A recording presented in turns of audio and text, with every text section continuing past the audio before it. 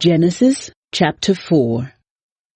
Now Adam had sexual relations with his wife Eve, and she became pregnant. When she gave birth to Cain, she said, "With the Lord's help, I have produced a man." Later she gave birth to his brother and named him Abel. When they grew up, Abel became a shepherd, while Cain cultivated the ground. When it was time for the harvest, Cain presented some of his crops as a gift to the Lord. Abel also brought a gift, the best portions of the firstborn lambs from his flock. The Lord accepted Abel and his gift, but he did not accept Cain and his gift. This made Cain very angry, and he looked dejected. "Why are you so angry?" the Lord asked Cain. "Why do you look so dejected? You will be accepted if you do what is right, but if you refuse to do what is right, then watch out. Sin is crouching at the door, eager to control you, but you must subdue it and be its master." One day Cain suggested to his brother, "Let's go out into the fields." And while they were in the field, Cain attacked his brother Abel and killed him. Afterward, the Lord asked Cain, "Where is your brother? Where is Abel?" "I don't know," Cain responded. "Am I my brother's guardian?" But the Lord said, "What have you done? Listen, your brother's blood cries out to me from the ground. Now you are cursed and banished from the ground which has swallowed your brother's blood. No longer will the ground yield good crops for you, no matter how hard you work. From now on, you will be a homeless wanderer on the earth." Cain replied to the Lord, "My punishment is too great for me to bear. You have banished me from the land and from your presence. You have made me a homeless wanderer. Anyone who finds me will kill me." The Lord replied, "No, for I will give a 7-fold punishment to anyone who kills you." Then the Lord put a mark on Cain to warn anyone who might try to kill him. So Cain left the Lord's presence and settled in the land of Nod, east of Eden. Cain had sexual relations with his wife, and she became pregnant and gave birth to Enoch. Then Cain founded a city, which he named Enoch after his son. Enoch had a son named Irad. Irad became the father of Mehujael. Mehujael became the father of Methushael. Methushael became the father of Lamech. Lamech married 2 women. The first was named Ada, and the second was Zillah. Ada gave birth to Jabal, who was the first of those who raise livestock and live in tents. His brother's name was Jubal, the first of all who play the harp and flute. Lamech's other wife, Zillah, gave birth to a son named Tubal-Cain. He became an expert in forging tools of bronze and iron. Tubal-Cain had a sister named Naamah. One day, Lamech said to his wives, "Ada and Zillah, hear my voice. Listen to me, you wives of Lamech. I have killed a man who attacked me, a young man who wounded me. If someone who kills Cain is punished 7 times, then the one who kills me will be punished 77 times. Adam had sexual relations with his wife again, and she gave birth to another son.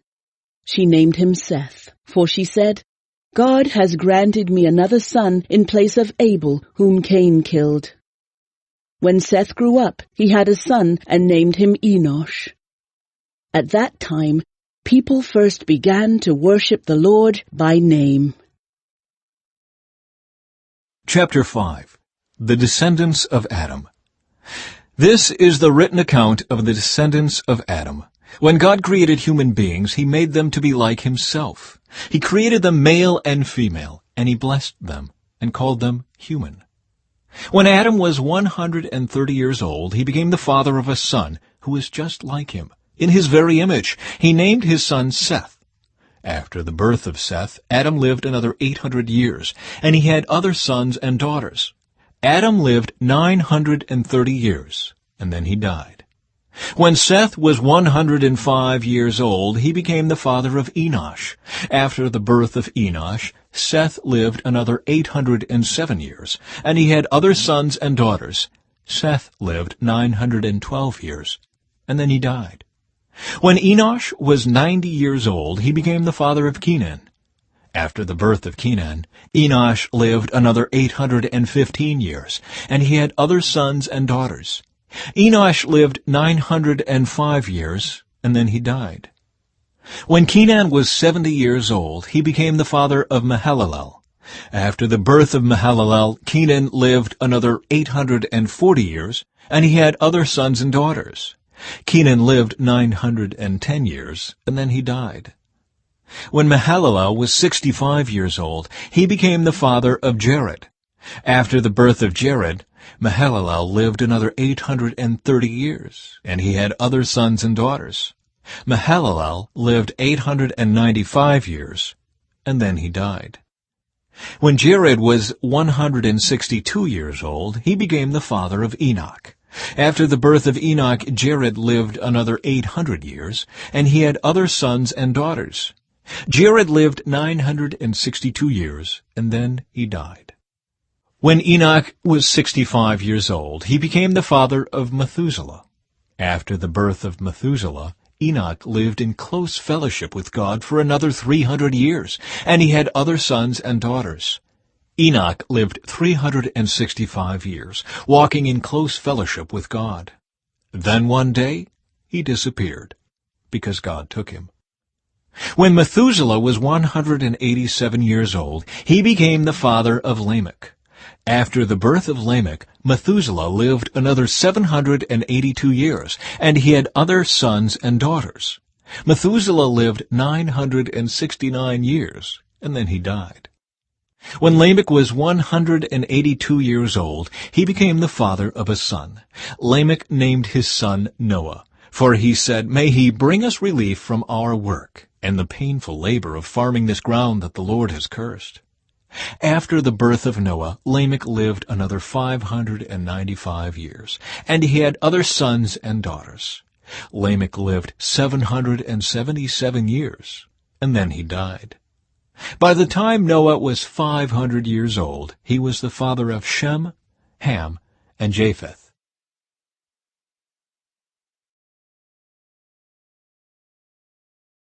Chapter 6. A World Gone Wrong. Then the people began to multiply on the earth, and daughters were born to them. The sons of God saw the beautiful women and took any they wanted as their wives. Then the Lord said, "My spirit will not put up with humans for such a long time, for they are only mortal flesh. In the future, their normal lifespan will be no more than 120 years. In those days, and for some time after, giant Nephilites lived on the earth. For whenever the sons of God had intercourse with women, they gave birth to children who became the heroes and famous warriors of ancient times. The Lord observed the extent of human wickedness on the earth, and he saw that everything they thought or imagined was consistently and totally evil. So the Lord was sorry he had ever made them and put them on the earth. It broke his heart. And the Lord said, "I will wipe this human race I have created from the face of the earth. Yes, and I will destroy every living thing, all the people, the large animals, the small animals that scurry along the ground, and even the birds of the sky. I am sorry I ever made them." But Noah found favor with the Lord. The story of Noah. This is the account of Noah and his family. Noah was a righteous man, the only blameless person living on earth at the time, and he walked in close fellowship with God. Noah was the father of 3 sons, Shem, Ham, and Japheth. Now God saw that the earth had become corrupt and was filled with violence. God observed all this corruption in the world, for everyone on earth was corrupt. So God said to Noah, "I have decided to destroy all living creatures, for they have filled the earth with violence. Yes, I will wipe them all out along with the earth. Build a large boat from cypress wood and waterproof it with tar, inside and out. Then construct decks and stalls throughout its interior. Make the boat 450 feet long, 75 feet wide and 45 feet high. Leave an 18-inch opening below the roof all the way around the boat. Put the door on the side and build 3 decks inside the boat, lower, middle, and upper. Look, I am about to cover the earth with a flood that will destroy every living thing that breathes. Everything on earth will die, but I will confirm my covenant with you. So enter the boat, you and your wife and your sons and their wives. Bring a pair of every kind of animal, a male and a female, into the boat with you to keep them alive during the flood. Pairs of every kind of bird and every kind of animal and every kind of small animal that scurries along the ground will come to you to be kept alive. And be sure to take on board enough food for your family and for all the animals. So Noah did everything exactly as God had commanded him.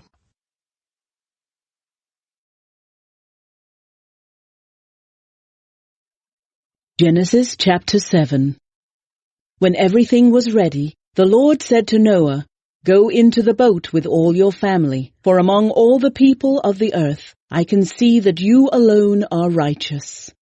Take with you 7 pairs, male and female, of each animal I have approved for eating and for sacrifice, and take 1 pair of each of the others. Also take 7 pairs of every kind of bird.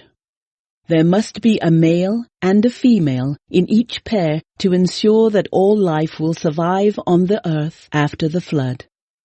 7 days from now I will make the rains pour down on the earth, and it will rain for 40 days and 40 nights, until I have wiped from the earth all the living things I have created." So Noah did everything as the Lord commanded him. Noah was 600 years old when the flood covered the earth. He went on board the boat to escape the flood. He and his wife and his sons and their wives. With them were all the various kinds of animals, those approved for eating and for sacrifice, and those that were not, along with all the birds and the small animals that scurry along the ground. They entered the boat in pairs, male and female, just as God had commanded Noah. After 7 days, the waters of the flood came and covered the earth. When Noah was 600 years old, on the 17th day of the 2nd month, all the underground waters erupted from the earth, and the rain fell in mighty torrents from the sky. The rain continued to fall for 40 days and 40 nights. That very day, Noah had gone into the boat with his wife and his sons, Shem, Ham, and Japheth, and their wives. With them in the boat were pairs of every kind of animal, domestic and wild, large and small, along with birds of every kind. 2 by 2 they came into the boat, representing every living thing that breathes. A male and female of each kind entered, just as God had commanded Noah. Then the Lord closed the door behind them. For 40 days the flood waters grew deeper, covering the ground and lifting the boat high above the earth. As the waters rose higher and higher above the ground, the boat floated safely on the surface. Finally, the water covered even the highest mountains on earth, rising more than 22 feet above the highest peaks. All the living things on the earth died: birds, domestic animals, wild animals, small animals that scurry along the ground, and all the people. Everything that breathed and lived on dry land died. God wiped out every living thing on the earth: people, livestock, small animals that scurry along the ground, and the birds of the sky. All were destroyed. The only people who survived were Noah and those with him in the boat. And the flood waters covered the earth for 150 days. Psalm 2. Why are the nations so angry? Why do they waste their time with futile plans? The kings of the earth prepare for battle. The rulers plot together against the Lord and against his anointed one. Let us break their chains, they cry, and free ourselves from slavery to God. But the one who rules in heaven laughs. The Lord scoffs at them. Then in anger he rebukes them, terrifying them with his fierce fury. For the Lord declares, I have placed my chosen king on the throne in Jerusalem, on my holy mountain. The king proclaims the Lord's decree. The Lord said to me, You are my son. Today I have become your father. Only ask, and I will give you the nations as your inheritance, the whole earth as your possession. You will break them with an iron rod and smash them like clay pots. Now then, you kings, act wisely. Be warned, you rulers of the earth. Serve the Lord with reverent fear and rejoice with trembling. Submit to God's royal Son, or he will become angry, and you will be destroyed in the midst of all your activities, for his anger flares up in an instant. But what joy for all who take refuge in him.